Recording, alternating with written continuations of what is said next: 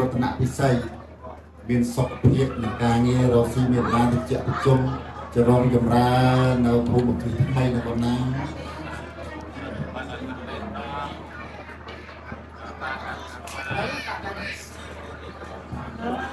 ថ្ងៃសេរីកូនចង់សំកូនអំពីឆ្លាញ់គ្នាទៅរងរហូតហើយកូនរស់ស៊ីមានបានអីកូនឡើងអស់ធ្វើអីក៏ចូលគេដែរកូនបាទអរគុណកូនអ្នកផ្លូវកូនអ្នកមហាបាទកូនបាទទូកោឲ្យបានសេចក្តីសុខហើយគុលជ័យបានសេចក្តីសុខនេះឡើងទៅ